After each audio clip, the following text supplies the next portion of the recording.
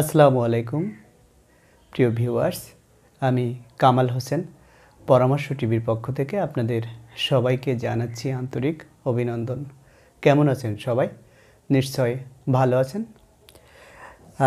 আজ আসলে উপকার করার বিষয়ে একটি কথা বলতে চাচ্ছি।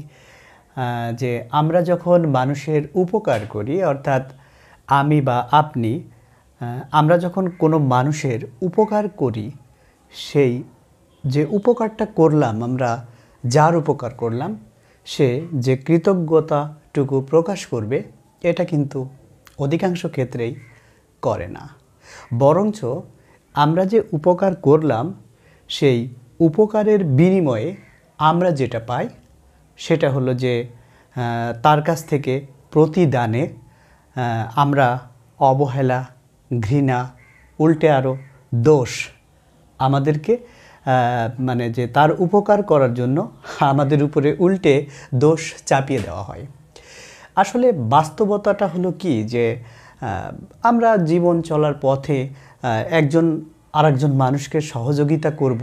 হ্যাঁ, মানে এটা খুবই সিম্পল একটা ব্যাপার, যে মানুষের উপকারে কাজ করব, এটা তো স্বাভাবিক। কিন্তু বেশিরভাগ ক্ষেত্রে যেটা হয় যে আমরা মানে যখন আমরা কোনো মানুষের সহযোগিতা করার জন্য এগিয়ে যাই, হ্যাঁ, তখন অনেকটা এরকমভাবে যে আগ বাড়িয়ে সিঁদুর নেওয়া, কপাল বাড়িয়ে সিঁদুর নেওয়া, হ্যাঁ, মানে এরকম টাইপের হয়ে যায়। তো এই যে দেখুন না, যে যখন আপনি আমরা কোনো না কোনোভাবে আমরা একজন মানুষের পাশে যাই, তার উপকার করতে চাই, প্রতিদান স্বরূপ আমরা যাই পাই না কেন, সেটা আমরা চিন্তা না করি। বরঞ্চ আপনি যদি ভালো কাজ করেন, আপনি যদি মনে করেন যে না, আমি ব্যক্তিটার উপকার করব, হ্যাঁ, বিনিময়ে সে যাই বলুক না কেন, হ্যাঁ, কিন্তু আমি তার উপকার করব, এটা আমার কর্তব্য। যদি এই জায়গা থেকে, এই চিন্তা থেকে আপনি যদি তাকে হেল্প করতে চান, সহযোগিতা করতে চান, করেন। আর বিনিময়ে যা পাবেন সেটা হয়তো আপনি আগে থেকেই অনুমান করতে পারছেন যে কোনো না কোনো একদিন সে আপনার কৃতজ্ঞতা প্রকাশ না করলেও অন্তত অকৃতজ্ঞতা তো প্রকাশ করবে, তাই না?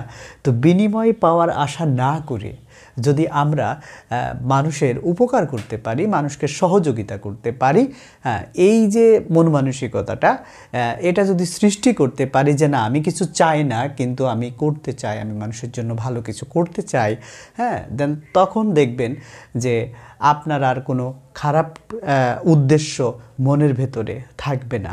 না পাওয়ার বেদনাটা আপনার মাঝে কিন্তু তখন আর কাজ করবে না, যে শুধু পেতেই চাই তা না।